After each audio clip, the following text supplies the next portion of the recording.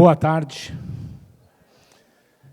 Fazendo coro com a Marina, é uma satisfação enorme estar aqui, é uma satisfação maior ainda ver um auditório cheio como esse. Então, Poliana, família, parabéns, é admirável a gente ver um evento organizado dentro de uma universidade. Eu sei bem qual é o esforço para botar um evento desse tamanho de pé e funcionando tão bem. Então, de fato, parabéns mesmo, muito obrigado pelo convite. E como a minha apresentação é a única coisa que está separando vocês do coquetel, eu vou tentar ser objetivo e tentar trazer informações relevantes de uma forma mais prática, né? Porque, na verdade, isso aí foi um pouco do que aconteceu e segue acontecendo na vida do nutricionista que decide trabalhar com ordenha voluntária ou ordenha robótica, como queiram chamar, né? De fato, esse sistema ele traz muitos desafios para o trabalho do nutricionista, porque, apesar dos conceitos nutricionais serem exatamente os mesmos, a lógica de pensar no manejo nutricional, no manejo de alimentação, tem particularidades que precisam ser entendidas, né? Então, a alimentação tem que ajudar as vacas a procurar o robô. Isso não acontece na ordenha convencional.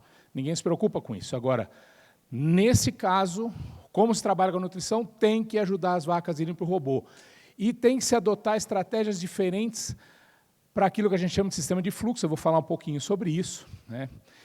E nesse sistema tem um impacto brutal da qualidade de volumoso. Entendo eu que esse impacto é maior nos sistemas de ordenha voluntária do que nos sistemas de ordenha convencional. Todo mundo sabe o impacto que tem qualidade de volumoso, mas eu acho que nesse sistema isso é mais complicado ainda. E também da qualidade da ração que se oferece nas máquinas, como a gente chama. Nós vamos explorar um pouco esses pontos.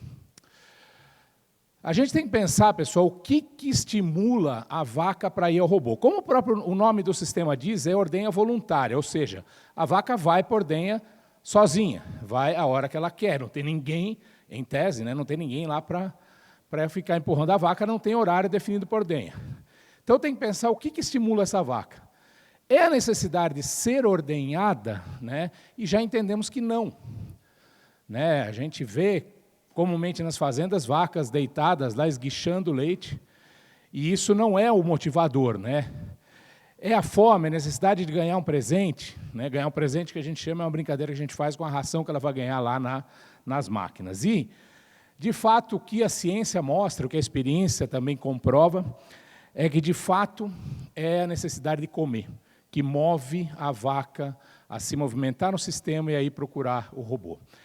E aí, temos que entender o que é importante aí, né? E nesses sistemas, a gente divide a dieta total dela em dois grandes grupos, aquilo que a gente chama de dieta parcial, ou PMR, e a ração que ela recebe nas máquinas. E eu vou entrar um pouco mais no detalhe dessa questão da formulação da PMR, especialmente o seu teor de energia, tá? Bom, essa é uma pergunta recorrente, né? Nessa questão da motivação, o que é mais importante? A ração que está lá na máquina, ou seja, aquele presentinho, aquele bombom que a vaca vai lá ganhar, ou a formulação da dieta que é colocada para ela no coxo ou na pista, enfim, né? E, durante muito tempo, se colocou quase todo o crédito nisso aqui, ó. Só que hoje já existe um entendimento claro por parte dos nutricionistas e também da comunidade científica de que a composição dessa dieta que ela recebe no coxo é tão ou mais importante do que a composição dessa ração que ela recebe nos robôs, tá? Muito bem. Esse é um trabalho feito pela equipe do Trevor DeVries, lá da Universidade de Guelph, no Canadá, em que ele dá uma palhinha sobre essa questão da importância da PMR. E o que está ilustrado aqui é o seguinte: aqui é o horário, né, do dia, da meia-noite até 10 horas da noite, que seja, do mesmo dia. E aqui é o que eles chamaram de frequência relativa de ordenhas, que representa, vamos dizer assim, qual o percentual de vacas que está procurando o robô em um dado momento, né? Ou seja, é o fluxo de vacas que está indo para o robô naquele momento. E o que esse trabalho mostrou é que existe um fluxo grande seguido dos fornecimentos de dieta no coxo. Então, esse é um dado, esse trabalho já é antigo, tem 10 anos, né, que mostra que, de fato, as vacas respondem à presença de dieta no coxo. Na verdade, esse tipo de comportamento ele não é necessariamente desejado, mas ele mostra que a vaca responde à presença daquela dieta fresca que está lá. Tá? Ela responde à ração que está no robô, sim, mas ela responde muito à presença de dieta fresca colocada no coxo ou na pista. Para a coisa funcionar muito bem, né, lógico que a qualidade do volumoso ela tem um impacto brutal, e a lógica é, né, um volumoso de alta qualidade, além de, obviamente, aportar mais nutrientes por quilo de matéria seca, também possibilita uma taxa de passagem mais rápida da dieta, o que vai também contribuir para que a vaca tenha esse desejo, vamos dizer assim, de comer com mais frequência. Tá? Ela tem um menor efeito de enchimento, ela responde mais rapidamente a essa dieta. Essa PMR, pessoal, ela é tão importante porque ela sempre, em qualquer sistema, ela vai representar a maior parte da matéria seca total que uma vaca consome ao longo do dia. Isso é inevitável, né? E isso faz com que seja, obviamente, fundamental que a vaca tenha à sua disposição sempre dieta fresca. Isso é o mesmo que a gente fala para sistema de ordenha convencional, né? Só que, nesse caso, como a vaca precisa responder a esse estímulo de ter fome para também procurar o robô, eu entendo que esse ponto ele passa a ser mais relevante, mais importante, né? Considerando que é extremamente importante que a vaca tenha essa dieta sempre fresca ao longo do dia, a gente fala que o ideal é fazer o maior número de tratos por dia, esse tema já foi tocado aqui, mas o que a gente vê na prática é que muitas vezes é muito complicado fazendas fazerem um grande número de tratos ao dia, né? E isso ressalta a importância de, nas fazendas em que se utiliza a pista de alimentação, principalmente, empurrar a dieta o maior número de vezes ao dia, e esse é um ponto em que existe muita oportunidade para melhorar nas fazendas. E as pessoas não se dão conta disso. Tem alguns dados, acho que vou mostrar um deles aqui, que corrobora essa história aqui. Logicamente, a formulação dessa dieta tem que estar adequada. E a gente tem sempre que pensar que a formulação tem que ser dessa dieta parcial, mais a ração que as vacas recebem no robô. Tem que pensar na fibra, tem que pensar no amido, como já foi falado aqui, e um foco muito grande em manutenção ou fomento à saúde do animal, né? É imprescindível que não haja falta de alimento aqui, né? A gente sabe o prejuízo que é faltar alimento no coxo em qualquer situação. No sistema de ordenha voluntária, mais ainda, porque a vaca vai se movimentar menos. Tá? E outra coisa que eu coloquei aqui, porque sempre tem essa pergunta, é espaço de coxo, né? Muita gente fala, mas como nesse sistema não tem mais hora de ordenha, também não tem aquele horário marcado para a vaca ir no coxo, né? Então, pode trabalhar com espaço mais apertado, que não tem problema, médio, né? Cuidado com isso. Então, a recomendação geral, o número mágico, é manter um bom espaço de coxo, sim, mesmo nesses sistemas em que, em tese, não há esse grande fluxo de vacas ao mesmo tempo chegando no coxo. Está aqui, ó.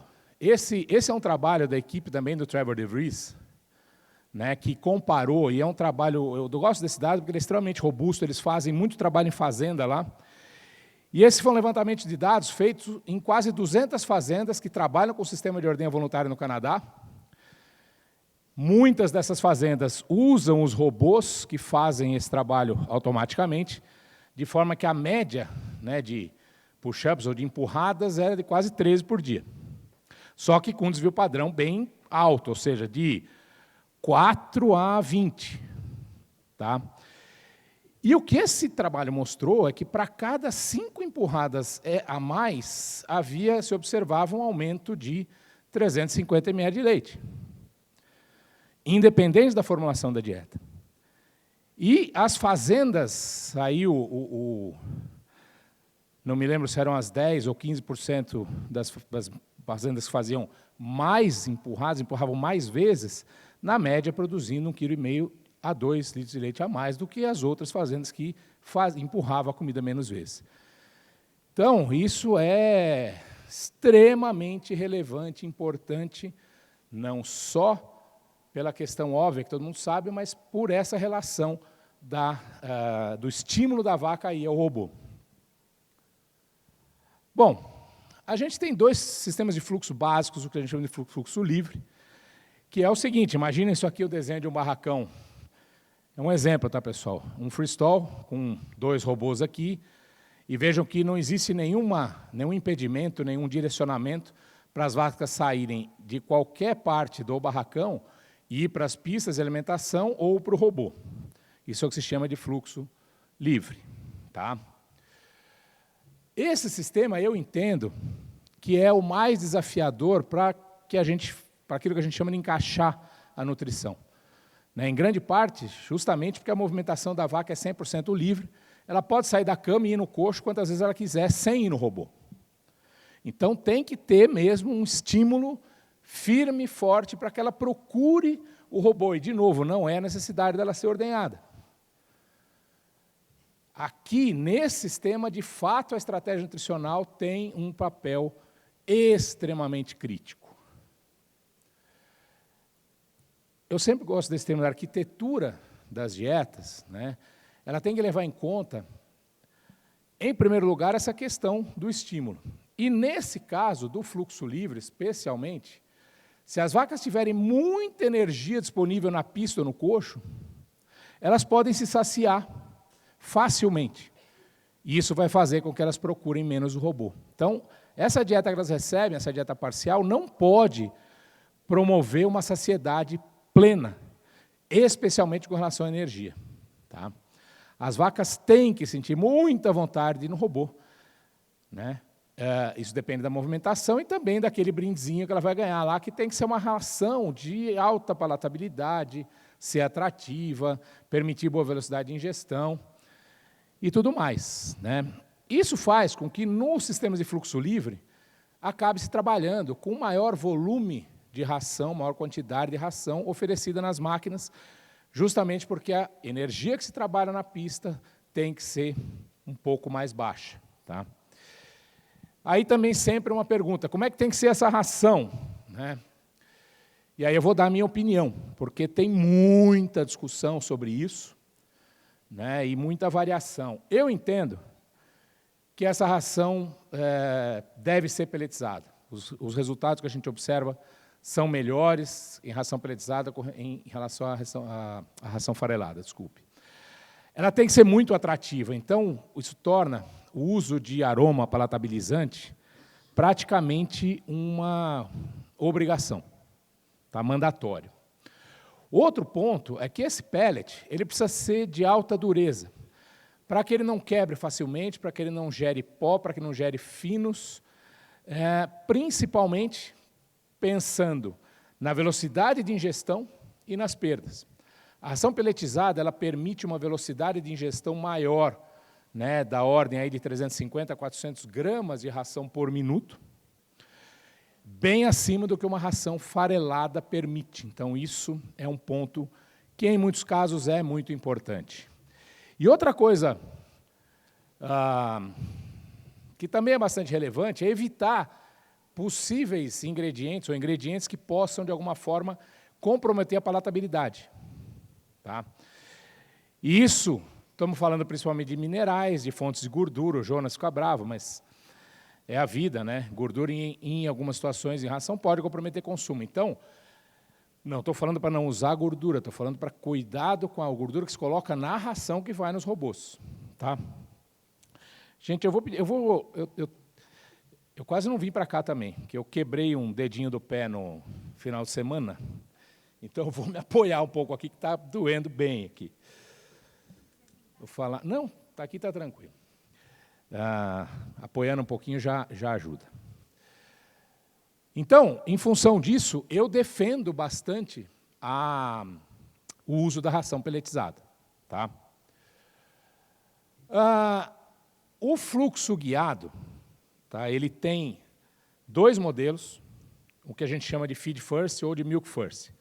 Eu vou falar do milk first, e vocês vão entender já o que é, porque o feed first é cada vez menos usado, é muito pouco usado hoje em dia. Tá? Eu entendo que esse sistema é um pouco menos desafiador, mas não significa que ele seja simples ou seja muito fácil. Né? Nesse sistema, pessoal, estabelece-se um certo controle do fluxo, de forma que a vaca, quando sai da área de cama, ela tenha que passar por um portão identificador, e se ela já está na hora dela ser ordenhada, ou tem a permissão de ordenha, como a gente costuma dizer, ela tem que ir obrigatoriamente primeiro para o robô antes de ir na pista. Tá? Eu entendo que, em função disso, como ela vai ter que passar por esse portão, ela sai da cama, a hora que eu puser a figura vai ficar mais fácil de entender. Ela sai da cama, ela passa no portão. Se ela tiver permissão de ordenha, ela vai ser direcionada primeiro para o robô. Como ela não tem acesso 100% livre à área de alimentação, à pista, isso faz com que essa PMR possa ser um pouquinho mais energética e, via de regra, nesse tipo de sistema, se trabalhe com menor quantidade de ração nos robôs.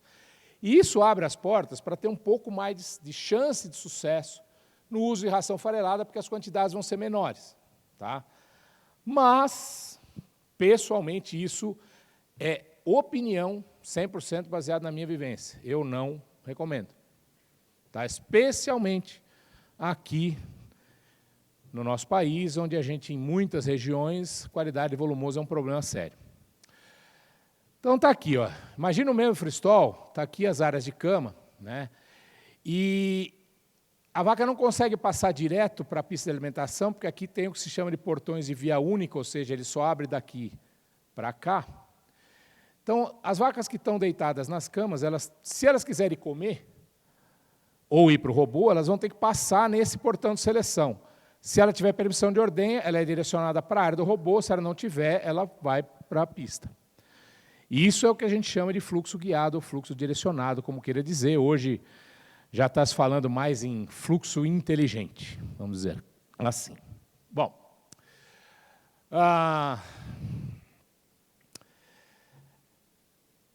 essa questão, né, da energia na pista versus o que se coloca de ração no robô, eu acho que esse trabalho ele mostra um pouco, né, o efeito disso e talvez solidifique um pouco esse conceito.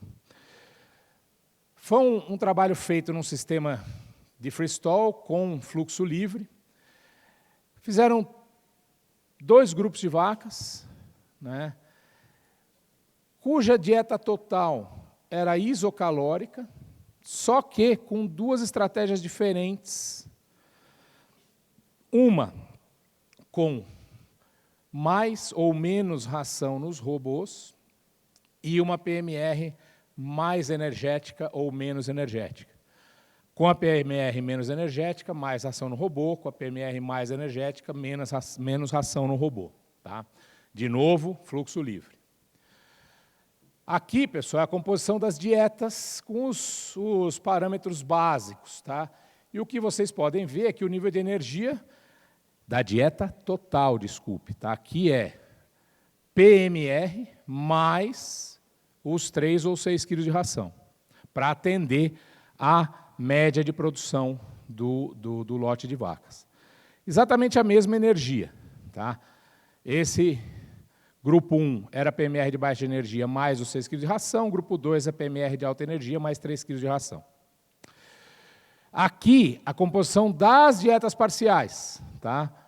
Proteína semelhante, claro, fibra um pouquinho diferente, amido diferente e energia um pouquinho mais alta aqui, por desenho, para testar essa questão. E o que se procurou observar? Desempenho e o comportamento, especialmente número de ordenhas, número de visitas. E está aqui, ó, o consumo de PMR foi mais alto para a dieta de energia mais alta. Claro, estão recebendo menos ração no robô. Tá? Além de consumir mais quilos de matéria seca, está consumindo mais energia. O consumo de pellet ficou exatamente dentro do planejado. O consumo total de matéria seca aqui acabou até sendo mais alto, porque está comendo o dobro de pellets. Né? Agora, vamos lembrar um sistema de fluxo livre, em que a vaca não tem direcionamento nenhum. Então, quando elas passaram a receber mais energia na pista, que é esse caso aqui, ó, PMR de mais energia, menos ração. Olha o que aconteceu com o número de ordenhas ao dia. Despencou. O número de visitas ao robô, que significa quantas vezes a vaca vai, ou tenta ir no robô, né? E, apesar de ter batido na trave da estatística, também tem uma diferença de 1,5 kg de leite a menos. Ou seja, tem um impacto grande dessa estratégia no resultado do negócio. Se a gente pensa em dieta total, nós estamos dando a mesma coisa, em termos de proteína, energia, o que seja. Só que a diferença de estratégia arrebentou o funcionamento do sistema. Outra coisa que a gente tem que pensar com muito cuidado aqui, e essa também é uma coisa comum aqui no Brasil, é média. Pensar em média, pessoal, sempre é um negócio que tem os seus riscos. E o que a gente observa aqui é, infelizmente, uma frequência muito grande de lotes muito heterogêneos em robô, que é uma situação muito comum, né? Vacas produzindo menos de 15, vaca produzindo mais de 60 litros no mesmo robô, comendo a mesma dieta parcial e a mesma ração no robô. Claro que eu vou mudar a quantidade de ração ali em função da produção da vaca, mas a PMR é a mesma, né? Nessa condição, dá para pensar em média? Né? Eu sempre oriento, olha, pensa no desvio padrão, avalia qual é o desvio padrão do lote, né? O desvio padrão é a medida de dispersão e vai mostrar o quão heterogêneo é. Então, para exemplificar isso aí, é uma continha de padeiro aqui. Eu tenho 3 lotes de 10 vacas, isso aqui é a produção individual de cada vaca, hipotética. Tá? A média dos 3 lotes é 30. Só que aqui eu tenho um desvio padrão de 2,6, aqui 7,2, aqui 12,8. Aqui a vaca que está produzindo mais está produzindo 34, aqui está produzindo 53. Será que se eu, nesses 3 lotes, pensar na formulação para 30, vai dar certo? Aqui eu vou ter problema. Por quê? Porque certamente eu vou penalizar essas vacas de produção mais alta que precisam comer mais. Eu tenho que pensar em quem eu tenho que priorizar, e sempre é quem paga a maior parte da conta. Então, eu tenho que pensar nessa formulação quando eu tenho lotes muito heterogêneos, não na média, mas sim olhando um pouquinho para a direita, para facilitar a vida das vacas que produzem mais. Né? Obviamente, isso vai fazer com que essas vacas que produzam pouco vão comer uma dieta bastante energética. Pode ser que essas vacas tenham menos estímulo para ir ao robô, e isso certamente vai acontecer. Só que são vacas que já estão produzindo pouco, já vai mesmo pouco no robô. E esse é um desafio que a gente tem aqui e não podemos deixar de olhar. Tá?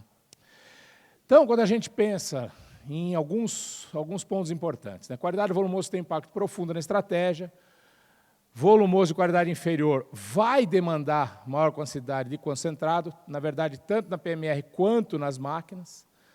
Quando se trabalha com volumoso de qualidade inferior, é mais difícil de controlar a energia, é mais desafiador ajustar a nutrição em robô. E, via de regra, o custo de alimentação ele é mais alto. E também, logicamente, mais difícil de atender as vacas de alta produção. Tá? Então, toda vez que a gente vê rebanhos de robô aí com médias de 47, 48, que tem bastante por aí, certamente volumoso de altíssima qualidade e lotes não tão heterogêneos. Agora, tem um negócio interessante, acho que essa talvez tenha sido a situação mais curiosa que eu vivi em robô já faz alguns anos, né? Foi numa fazenda lá em Arapoti, no Paraná, uma fazenda de fluxo livre. E eu trago esse gráfico, que é um print de tela do software do robô, né? Mostrando o seguinte. Vinha tudo bem aqui, nós temos vários parâmetros, eu vou só destacar essas duas linhas aqui, ó, que é a produção de leite e número de ordenhas. E vocês podem ver aqui que, num dado momento, despencou ordenha e leite. E foi justamente depois de uma intervenção feita na fazenda, que foi a troca do pré-secado que eles estavam utilizando. Trocou a bola de pré-secado. E trocou por um pré-secado de melhor qualidade. Poliana, quando você chega na fazenda, e uma situação hipotética, uma fazenda de ordenha convencional, e passa a usar um pré-secado de melhor qualidade, o que vai acontecer com o leite? Vai subir. Aqui caiu, e caiu para burro. Por que isso aconteceu? Mais ou menos dia 8 de março, foi mais ou menos aqui, ó, transição para um pré-secado de melhor qualidade, despencou. O que aconteceu? Trocaram esse pré-secado, melhor, e não ajustaram a dieta. Opa. Reduziu o número de visitas, ordenhas e caiu bastante o volume de leite. O que aconteceu? Aumentou a energia na pista, por causa do pré-secado melhor. Aumentou a energia na pista, as vacas ficaram mais saciadas, não foram no robô. Por isso que o nutricionista de robô queima os miolos, né? Então, gente, tem que... É uma lógica diferente, como vocês estão vendo, e tem que pensar nisso, né? Essa é uma representação gráfica, né, de uma outra questão que ela é importante, que todo mundo que parte para o robô tem essa preocupação, que é quantas vagas ele vai ter que buscar por dia, né? E se a gente pensar aqui um exemplo de fluxo livre também, né, isso aqui é um gráfico que ele representa o seguinte, aqui é o dias em lactação, aqui é o quanto de energia o animal está consumindo, o requerimento de energia dele e o quanto dessa energia, a linha vermelha, ele está recebendo no robô. E esse retângulo aqui representa o quanto tem de energia na PMR, que é constante. Agora, o quanto busca no robô muda, né? E aqui é uma situação típica, né, que as vacas que vão comendo menos ração, pouca ração, as vacas de final de lactação, são aquelas que vai ter mais chance de ir buscar, né? Que é justamente quando a energia que ela recebe lá, né, baixa ao ponto de saciou, é igual que ela tem na PMR, e aí precisa ir buscar a vaca, mas é pouco. Agora, se esse teor de energia na dieta parcial aumenta muito, que foi o que aconteceu nesse exemplo que nós... O que acontece? Vai ter que buscar muito mais vaca, porque mais vacas vão ser saciadas, e isso vai reduzir o estímulo delas de ir para o robô. E isso gera um problema significativo para quem trabalha nesse sistema, né, que é um aumento da demanda de mão de obra, além, lógico, do problema que a gente viu anteriormente. Então, a gente tem uma regrinha básica que, quando a gente formula a dieta, seja para sistema, pelo menos é o que eu faço, tá? Seja para sistema de fluxo livre ou fluxo guiado, eu monto a PMR e coloco uma quantidade de pellet, de ração no robô, que vai atender a média de produção, tá? Para checar se a energia da PMR está adequada, eu zero a quantidade de pellet e vejo quanto cai a predição de produção por energia. No sistema livre, essa queda tem que ser bem significativa, pelo menos 7 litros a 10 litros de leite, ou seja, quando eu tiro a ração, quanto cai a predição de leite. E no sistema de Milk First, como a quantidade de ração é menor, essa queda também é menor, em torno de 5, 6 quilos de leite. Tá? Isso é uma regrinha básica. Eu sei que a gente tem pouco tempo, depois, se alguém quiser entender isso melhor, fica à vontade para me procurar. Antes da terceira ou quarta chopp hoje à noite, por favor. Outra coisa para prestar atenção, o tempo acabou, mas falta pouco. As vacas vão conseguir comer toda a ração que tem lá no robô? Tá? E aí é que entra a importância daquela velocidade de ingestão. Tá? Então vamos ver esse cenário hipotético. Eu tenho uma vaca que tem permissão de comer até 8 quilos de ração por dia no robô, vaca de alta produção. Essa ração que ela está recebendo permite uma velocidade de ingestão de 350 gramas por minuto. Essa vaca está sendo ordenhada 3 vezes por dia e o tempo de ordenha dela é em torno de 6 minutos e meio. Hipotético. Tá? A gente no robô tem todas essas informações por vaca. Pergunta, ela consegue comer os 8 quilos ou não? O que você acha, dona Marina? Na lata, sim ou não? Sim? Não. Faz a conta, ó. 370 gramas por minuto, 6 minutos e meio no robô, 3 ordenhas por dia. Ela só consegue comer 7,2 kg. Ela não tem tempo de comer os 8 quilos. Se a velocidade de ingestão for menor ainda, piorou. Tá? Então, a gente tem que pensar nisso, porque isso é uma outra coisa que pode limitar a eficiência do sistema. E a pergunta é, quantas vacas estão na mesma situação?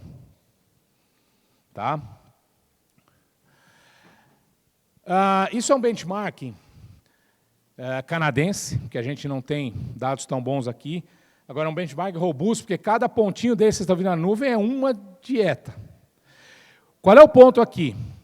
Eles mostram lá, que é um país que trabalha com robô há muito mais tempo e tem muito mais fazendas com robô, que existe uma relação muito próxima entre o retorno sobre o investimento, ou RMCA, vamos chamar aqui, e a produção de leite, o volume de leite produzido. Então, assim, quer ganhar mais dinheiro? Faça as vacas produzirem mais, no robô. A mesma relação, saúde, não sei quem espirrou, mas... se observa com a eficiência alimentar. Ela é linear, ela é muito positiva. Agora, não existe uma relação forte, veja como ela é dispersa, desse RMCA do retorno com o custo da alimentação. Então, especialmente nesse tipo de sistema, não tenha um foco tão grande em custo, mas sim em eficiência e o quanto vai converter dessa ração, desse investimento, em leite. Tá? Tentando responder a pergunta, né, do título da palestra, vamos lá. Né? Tem que ter consistência na formulação e no consumo da PMR. Para isso, tem que prestar muita atenção na energia dela.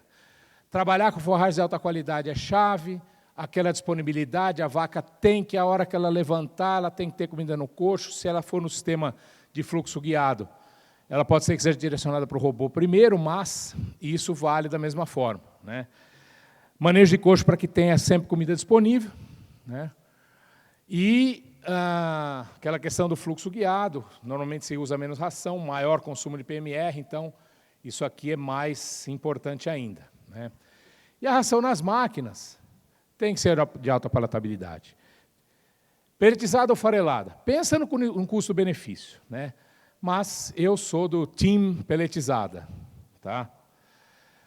E a quantidade que se fornece, ela tem que ser pensada de acordo com o sistema de fluxo, necessidade das vacas, não tem receita pronta. Né?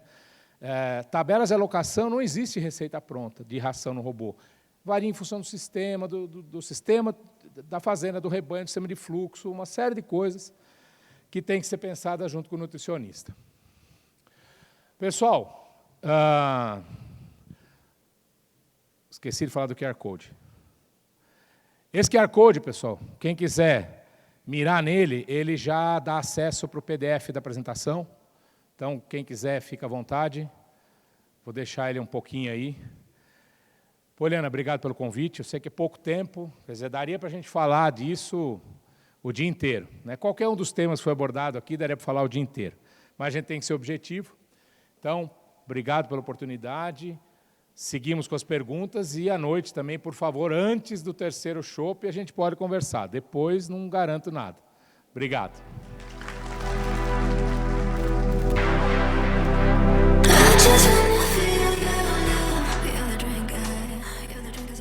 Convidamos o senhor Gilson Dias, gestor técnico de bovinos de leite da AgroSéries Multimix, para realizar a moderação da sessão de perguntas e respostas a respeito dessa palestra.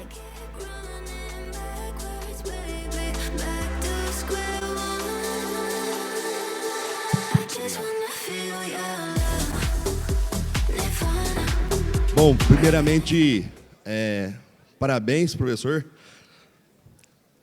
pela excelente Por que você apresentação. insiste em me chamar de professor? Respeito e admiração. Eu tenho, não sei se já chegou. Então, primeiramente, parabéns pela elaboração, pelo conteúdo e pela apresentação. Acho que é um tema muito relevante, que é crescente, né? Atinge um perfil de produtores um pouco mais tecnológicos, mas que tem uma demanda cada vez mais crescente, né?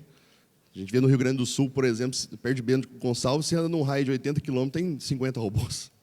Né? Assim, explosivo. Então, você me permite, hoje no Brasil, o número mágico tem em torno já de 500 máquinas, 400, 500 máquinas em funcionamento. Funcionando, né? Então, a primeira pergunta ali é, o tipo de carboidrato da PMR pode impactar no número de visitas no robô? Boa pergunta. Resposta direta, sim. Estou aqui com especialistas. Se a gente pensar, talvez... não vou falar exatamente de tipo de carboidrato, mas da fermentabilidade desse carboidrato. E acho que, como o Gilson mostrou isso muito bem na apresentação dele, né, o quanto fermenta do carboidrato que está nessa dieta, lógico que vai impactar no quanto de energia vai ter disponível, né, e a gente tem que pensar nisso na hora de formular, porque é da mesma forma, né, se eu ponho uma dieta, por exemplo, que tenha lá na pista, porque a gente sempre tem que pensar em dieta parcial, vamos dizer que tenha lá 22% de amido. Como é que é esse amido? Quanto de energia vai tirar desse amido? Então, não é só o tipo de carboidrato, mas sim também a forma como ele vai estar lá, né? Se é de fibra, se é de grão, de subproduto, o que seja. Então, sempre pensa, pessoal, em quanto tem de energia, ou quanto de energia essa dieta vai disponibilizar, independente do tipo de carboidrato. Eu acho que nesse sistema isso é ainda mais importante. Certo. Aproveitando, eu queria fazer uma pergunta antes da próxima. Como que, na sua opinião, como que a gente deve administrar a sazonalidade da produção e da composição dos alimentos? Por exemplo, eu tenho uma época do ano que o DEL vai aumentando por causa de verão e inverno, etc. E, ao mesmo tempo, eu posso ter aumento da fermentabilidade, da silagem e do grão úmido que é usado. Como administrar isso nutricionalmente, o profissional, o técnico?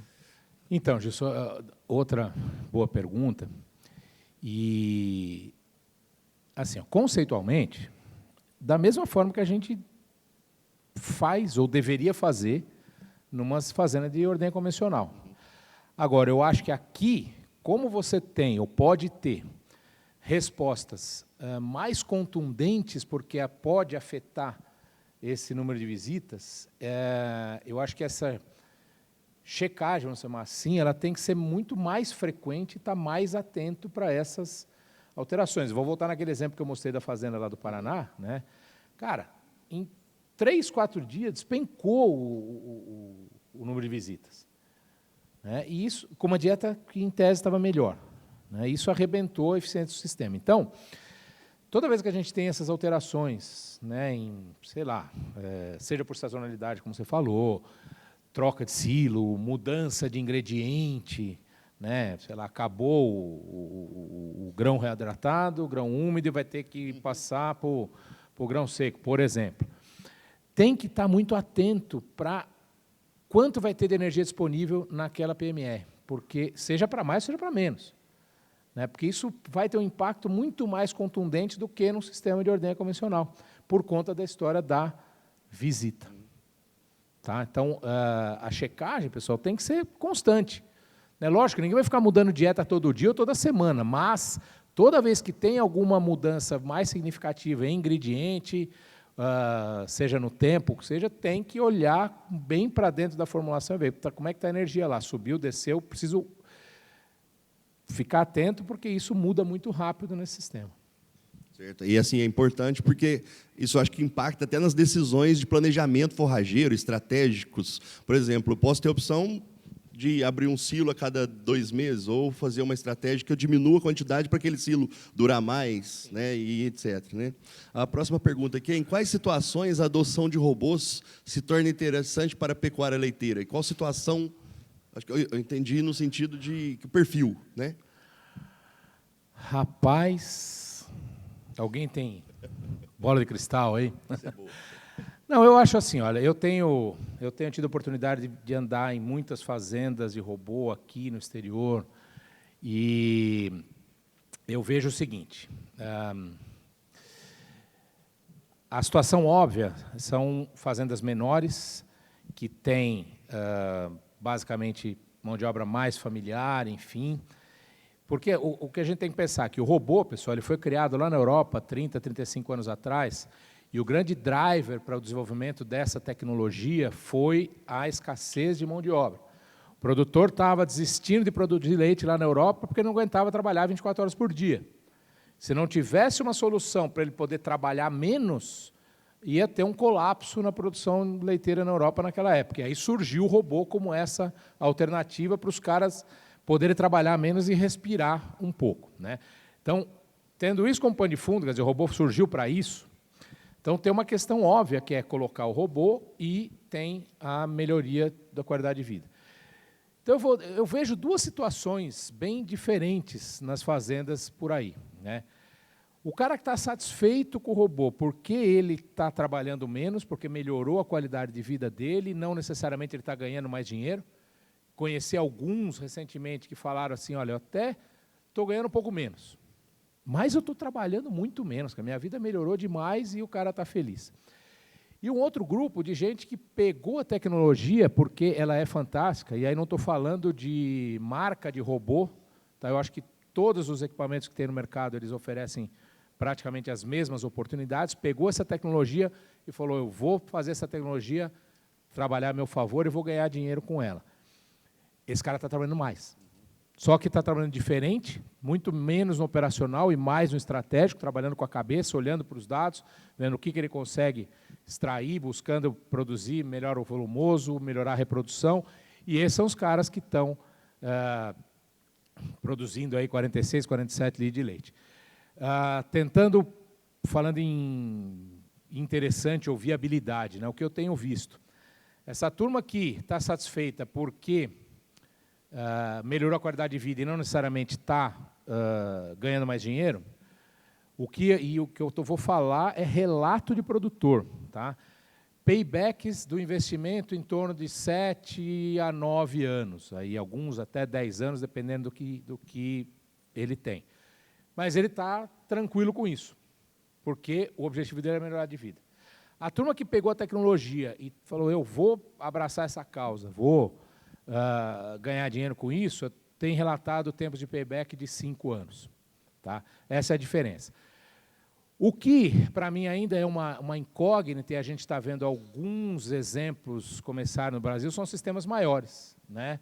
Com um número maior de robôs, rebanhos maiores, em que aí você tem um investimento no robô que ele é, quando a gente pensa por vaca instalada, vamos chamar assim, muito maior do que você pôr uma ordenha rotatória, né?